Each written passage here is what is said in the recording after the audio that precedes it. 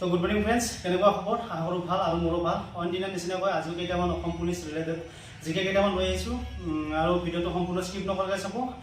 তো বলক।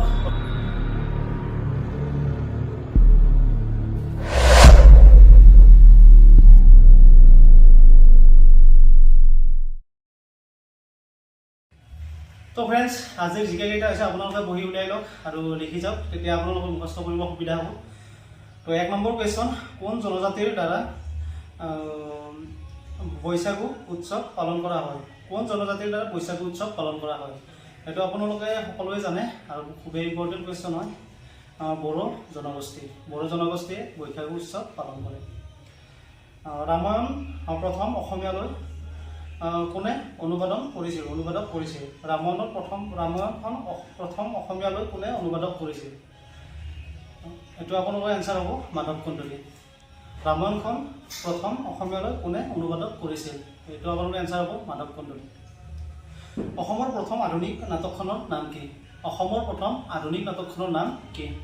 ইয়াৰে আপোনালোকৰ এনচাৰ হ'ব ৰাম নৱমী। প্ৰথম অসমীয়া ৰঙৰ চলচ্চিত্ৰখনৰ নাম কি?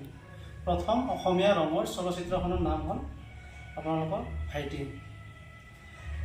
হাইদাং কোন জনগোষ্ঠীৰ পৰম্পৰাগত লোকগীত? হাইদাং কোন জনগোষ্ঠীৰ পৰম্পৰাগত লোকগীত? হাইদাং আপোনালোকৰ সোণোৱাল কছাৰীসকলৰ পৰম্পৰাগত লোকগীত।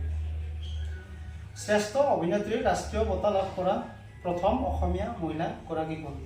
শ্ৰেষ্ঠ অভিনেত্ৰীৰ ৰাষ্ট্ৰীয় বঁটা লাভ কৰা প্ৰথম অসমীয়া মহিলাগৰাকী হ'ল আপোনালোকৰ মলয়া গোস্বামী। তো ভিডিঅ'টো সম্পূৰ্ণ স্কিপ নকৰাকৈ চাব, খুবেই ইম্পৰ্টেণ্ট হয় কুৱেশ্যনকেইটা।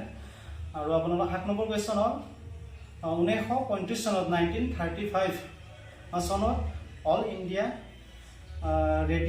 ৰেডিঅ'ত সম্প্ৰচাৰিত হোৱা প্ৰথমখন অসমীয়া নাটকখনৰ নাম কি? বীণ বৈৰাগী। 1935 চনত অল ইণ্ডিয়া ৰেডিঅ'ত সম্প্ৰচাৰিত হোৱা প্ৰথমখন অসমীয়া নাটকখনৰ নাম হৈছে এনচাৰ হ'ব বীণ বৈৰাগী। আলি আয়ে লৃগাং অসমৰ কোন জনজাতিৰ উৎসৱ? আলি আয়ে লৃগাং অসমৰ কোন জনগোষ্ঠীৰ উৎসৱ? আপোনালোকে সকলোৱে জানে, এইটো আপোনালোকৰ হ'ব মিচিং জনগোষ্ঠীৰ উৎসৱ। শ্ৰীমন্ত শংকৰদেৱে তেওঁৰ সকলো বৰগীতৰ বাবে ব্যৱহাৰ কৰা ভাষাটোৰ নাম কি?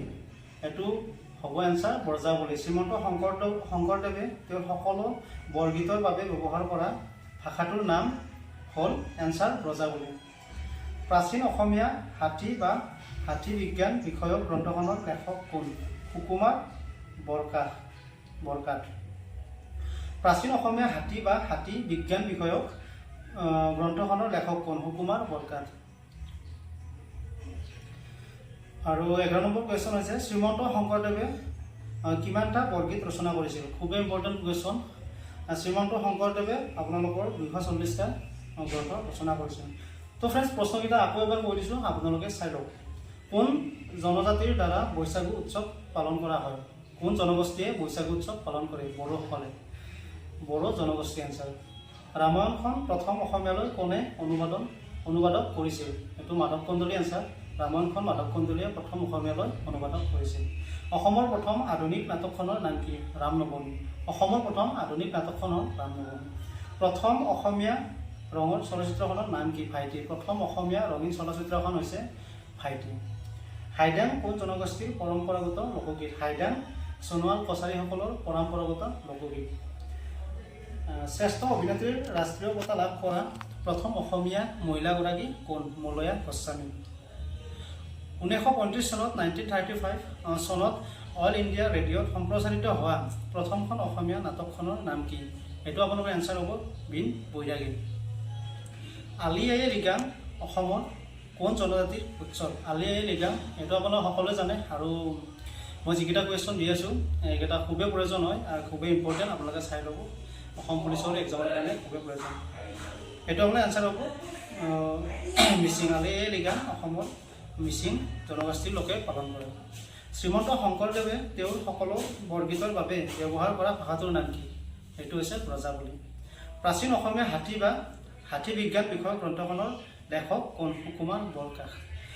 প্ৰাচীন অসমীয়া হাতী বিজ্ঞান বিষয়ক গ্ৰন্থখনৰ লেখক কোন সুকুমাৰ বৰঠাকুৰ শ্ৰীমন্ত শংকৰদেৱে কিমানটা বৰগীত ৰচনা কৰিছিল 240টা শ্ৰীমন্ত শংকৰদেৱে 240টা বৰগীত ৰচনা কৰিছিল তো ফ্ৰেণ্ডছ আজিলৈ একেটাই আছিল ইম্পৰ্টেণ্ট জিকে আৰু অহাকালি আকৌ লগ পাম এনেকুৱা ধৰণৰ ইম্পৰ্টেণ্ট জিকেৰ সৈতে তো ফ্ৰেণ্ডছ ভিডিঅ'বোৰ সম্পূৰ্ণ স্কিপ নকৰে চাই থাকিব আৰু যদিহে ভিডিঅ'টো ভাল লাগিছে আৰু যদিহে মোৰ চেনেলত নতুনকৈ আহিছে তেতিয়াহ'লে চেনেলটো ছাবস্ক্ৰাইব কৰি থ'ব তেতিয়া মই দিয়া ইনফৰমেশ্যনবোৰ আপোনালোকে আগত পাব আৰু ঘণ্টি বটনটো টিপি থ'ব তো ফ্ৰেণ্ডছ আজিলৈ বাই জয় হিন্দ